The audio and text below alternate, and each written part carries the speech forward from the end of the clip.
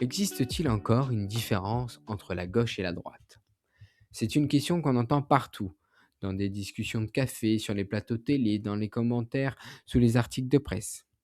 Une question souvent formulée presque comme un soupir. Ah, de toute façon, ils se ressemblent tous. Ou comme une accusation. La gauche a trahi, la droite n'a plus de colonne vertébrale. Et pourtant, ces deux mots, gauche et droite, continuent de structurer massivement notre vie politique. Ils organisent les partis, les votes, les identités militantes et même nos réflexes de pensée. Alors comment expliquer ce paradoxe? Avant toute chose, je vous préviens, cet épisode va peut-être paraître décousu, mais les différentes pièces du puzzle vont finir par se rassembler. Pas d'inquiétude. Commençons par un petit rappel historique. La distinction gauche-droite n'est pas née d'une théorie politique abstraite. Elle apparaît pendant la Révolution française en 1989. Les députés favorables au veto royal s'assoient à droite du président de l'Assemblée et les opposants à gauche. Ainsi, cette distinction gauche-droite est à l'origine très pragmatique. Mais très vite, cette opposition spatiale change de sens. Rapidement, la gauche et la droite deviennent des manières différentes de répondre à une même question. Comment organiser la société après la chute de l'ordre traditionnel? À comprendre alors comme la fin de l'Ancien Régime?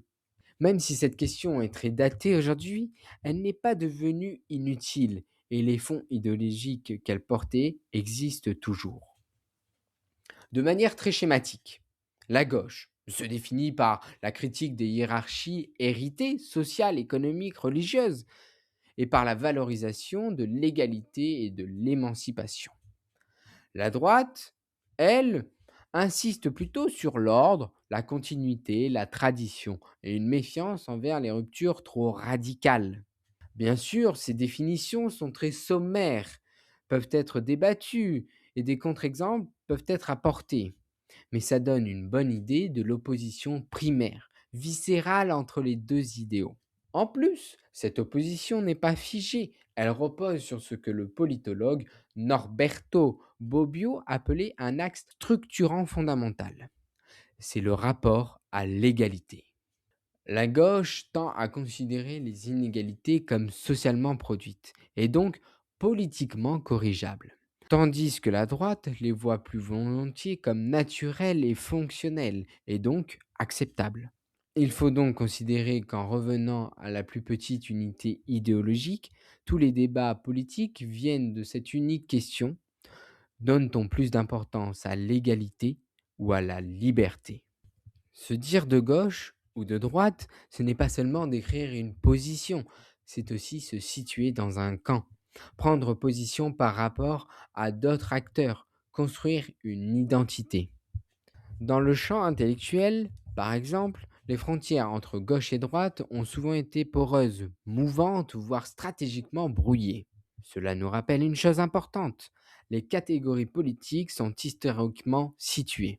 Ce que signifie être de gauche en 1936, en 1968 ou en 2025 n'est pas la même chose. La gauche du mouvement ouvrier n'est pas celle des luttes féministes, écologistes ou antiracistes contemporaines. De même, la droite libérale du 19e siècle n'est pas la droite identitaire ou nationale conservatrice actuelle. La question du sens de la gauche ne vient pas seulement de ses adversaires, elle est aussi portée de l'intérieur. Dans Sur le sens et l'usage du mot gauche, de Dionys Mascolo, écrivain et intellectuel engagé, il propose une critique radicale mais féconde. Pour lui, la gauche cesse d'être la gauche lorsqu'elle devient une simple étiquette, un réflexe d'appartenance, sans contenu émancipateur réel. Mascolo insiste sur un point fondamental. La gauche n'est pas une position acquise une fois pour toutes, mais une exigence critique permanente. Elle n'existe que si elle remet en cause les formes de domination, y compris lorsqu'elles sont produites par ses propres institutions. Cette idée permet de comprendre pourquoi tant de citoyens ont le sentiment que la gauche institutionnelle ne correspond plus à ce qu'ils attendent d'elle. Non pas parce que la distinction gauche et droite serait vide, mais parce que certaines pratiques politiques entraînent en contradiction avec les valeurs qu'elles prétendent incarner. Cette distinction existe, mais diffèrent entre les représentés et les représentants. Certaines thématiques, l'identité, la culture traversent aujourd'hui l'ensemble du spectre politique et parfois en inversant les repères traditionnels. Du coup, on peut observer des discours identitaires à gauche, centrés sur la reconnaissance des minorités, et des discours identitaires à droite, centrés sur l'idée de nation ou de culture. Ce phénomène alimente l'idée que gauche et droite se rejoindraient, voire se confondraient. Dans une certaine mesure, on peut relier cette idée à la théorie du fer à cheval de Jean-Pierre Faye. Cette théorie selon laquelle les extrêmes politiques tendraient inexorablement à se rejoindre. Mais derrière des mots similaires, les logiques politiques restent radicalement différentes dans le fond. La question centrale n'est pas seulement qui est défendu, mais comment et au nom de quoi? L'égalité, l'universalité, la hiérarchie ou l'exclusion ne sont pas mobilisés de la même manière. On parle parfois d'un passage d'un clivage principalement socio-économique à des clivages culturels, éducatifs, territoriaux. Mais complexification ne veut pas dire disparition. La gauche et la droite continuent d'avoir des désaccords fondamentaux sur le rôle de l'État, la redistribution des richesses, la perception des priorités et la conception de la liberté. Alors, à la question posée au début de cet épisode, existe-t-il toujours des différences entre gauche et droite? La réponse courte serait sans doute oui, mais pas comme avant. Ça n'aide effectivement pas beaucoup, donc je vais détailler un peu plus. Ces catégories ne sont ni éternelles ni figées, ce sont des constructions historiques, des instruments de lutte symbolique, des repères imparfaits mais encore opérants.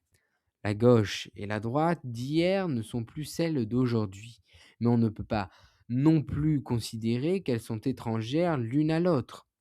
Plutôt que d'abandonner ou sacraliser ces catégories, il faut sans doute les interroger, les critiquer et surtout les relier aux pratiques concrètes et aux rapports de pouvoir réels. Car au fond, la question n'est peut-être pas de savoir si la gauche et la droite existent encore, mais si elles sont à la hauteur des promesses qu'elles portent.